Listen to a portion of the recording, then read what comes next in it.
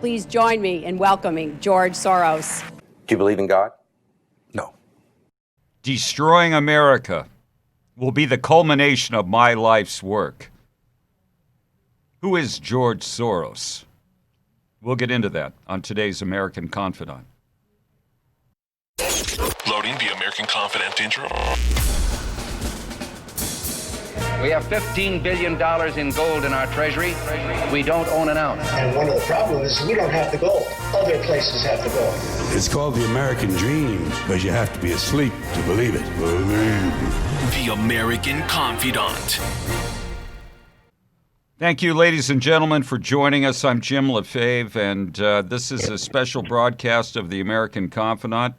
I'm joined, as always, with Real Money in the studio. Real Money, we're getting into George today. How do you feel about that one?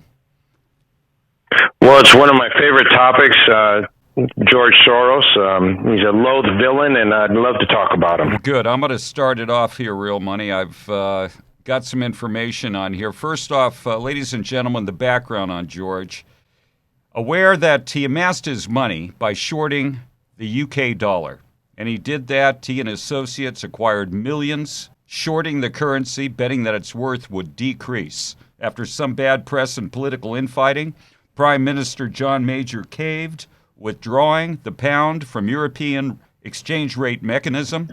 The pound plummeted. Soros pocketed more than $1 billion. Retirees on fixed incomes saw their pensions diminished and their savings completely wiped out. But the human consequences had no effect on Mr. Soros. In fact, he gained in stature. In high finance circles, he became known as the man who broke the Bank of England.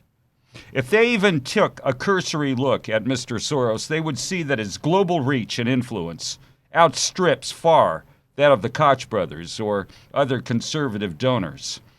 The main obstacle to a stable and just world order, according to Mr. Soros, is the United States of America.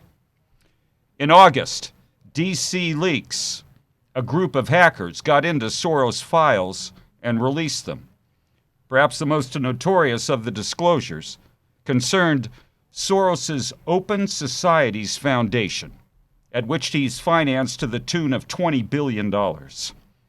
And this Open Society paper, hacked in its entirety, described the Syrian refugee crisis as an opportunity to shape conversations about rethinking migration governance. Translation: use agitprop to flood Europe and the U.S. with evacuees, among them probable terrorists, make the old borders and institutions irrelevant, and in the process create a world liberated from the restraints of constitutionalism. More than a decade ago, he moved his financial headquarters, this scumbag, to Caraco. It's a tax-free haven designed for moneyed hypocrites who talk one game and play another. Soros is knee-deep right now in the ongoing effect to literally buy the American criminal justice system. He's financed and completely moneyed the political races of the DAs in numerous cities in Arizona, Illinois, Colorado, Missouri, Florida, New Mexico, California. New York billionaire George Soros is financially backing 4 district attorney positions in California. He and other wealthy Democrat donors are throwing their support to the tune of millions of dollars behind these potential prosecutors who favor lower incarceration rates and police misconduct, among other liberal agenda items. And rather than engaging the electorate by having a conversation about the criminal justice system, these Soros-funded DAs refuse to enforce the laws passed by the people. They've completely decriminalized crime under $1,000, leading to open season on shopkeepers. Real Money, this guy, I've said I would saddle up the cruise missile on the way to his house. That's how I feel about it. Jim, George Soros is undermining our current democracy right now. You know, while the nation is mourning the death of George Floyd, George Soros saw an exact opportunity to inflict his money by staging paid provocateurs throughout the nation to provide things from bricks to busing to extreme violence to agitate the police and upset our people. This man is a blight to society, George, and George Soros is, and I think he's got to be stopped. How does a man that has this much influence and power? I mean, can anybody see that someone that influential and that powerful, that has no belief in God, spirit, or mankind, how dangerous they truly are? There's an interview. Jim, you said it best. With 60 Minutes. If we could take a look at this. And ladies and gentlemen, take a look at who this man is. He's being asked about his early experiences as a Jew. Let's go to clip. When the Nazis occupied Budapest in 1944, George Soros' father was a successful lawyer. But knowing there were problems ahead for the Jews, he decided to split his family up, and he bribed a government official to take 14-year-old George Soros in. These are pictures from 1944 of what happened to George Soros' friends and neighbors. You're a Hungarian Jew who escaped the Holocaust by posing as a Christian. Right. And you watched lots of people get shipped off to the death camps. Right. My understanding is that you went out with this protector of yours who swore that you were his adopted godson. Yes, yes. Went out, in fact, and helped in the confiscation of property from the Jews. That's right. I was 14 years old. And I would say that that's when my character was made. I think that I've been blamed for everything. I am basically there to make money. I cannot and do not look at the social consequences of what I do. There you have it, Real Money. The guy has no conscience. He doesn't see himself as being a usurper. His position is, well, if it's not me, it'll be someone else. The truth of the matter is, Jim, we right now have a divided country. We need healing, and this man is doing everything he can to throw salt on the wounds. You know what I think it's going to take? I think it's going to take Americans trusting their instincts. It's going to be their common sense, their decency, their willingness to see other people and to see the best in them. This is something that's completely lost on people like George Soros. But that doesn't mean it's lost on us. What we're seeing right now is we're seeing that most of America is in support of the injustice that's been brought about and the disenfranchised people. Most Americans support that, but nobody supports the violence. But this man has taken every opportunity to exploit that. This is a bigger problem, Jim. We have a distraction right now. Our nation is rapidly deteriorating through the banking system. It's the banking system that's robbing us right beneath our nose, and we're not seeing it because we're being distracted. We're being distracted by the violence in the street. We're being distracted by the bickering in government, and we're not seeing the fact that right now our nation is going bankrupt. I believe that the media, Real Money, is pushing us into a riotous situation, that they will, all the way up to the election, be trotting out new cases of Commie-19, how people are dropping, how dangerous it is, how you have to be afraid, how you have to stay inside, how you have to social distance, how you have to wear a stupid mask. They'll trot that stuff out. They're going to push Trump. They'll try to push him into martial law. And you know what? They may succeed with their ability, their network on the ground, and these Soros-funded organizations.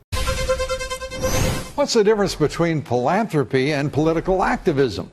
Well, there's none if your name is George Soros.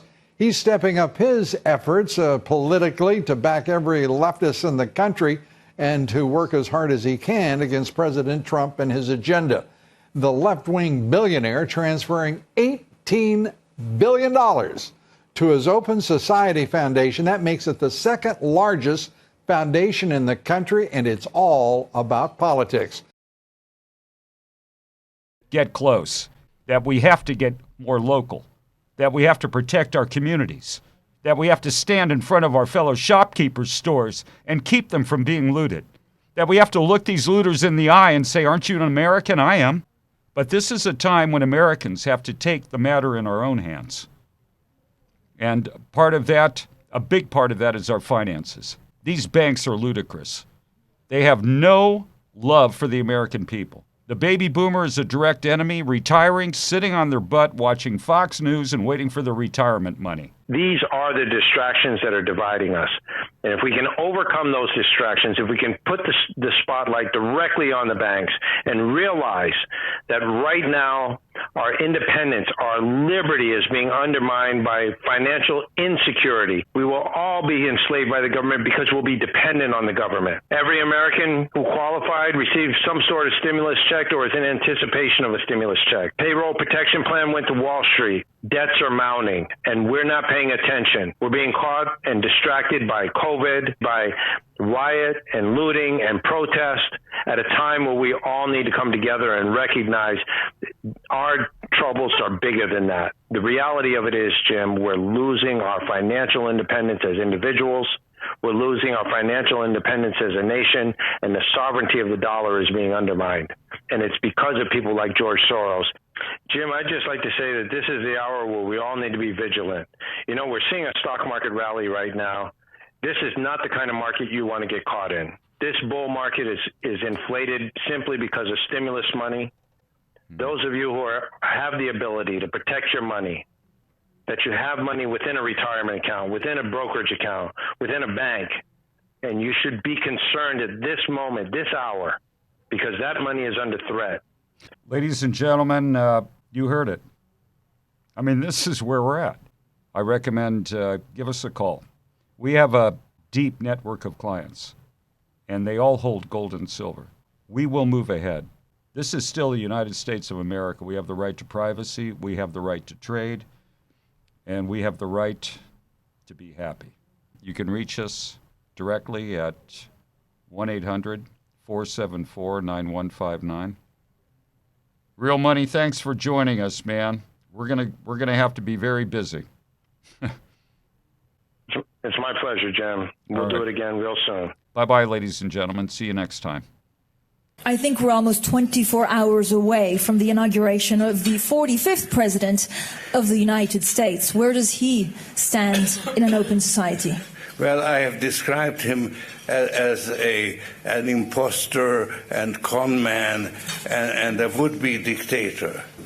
I personally am convinced that he's going to fail, not because of people like me who would like him to fail,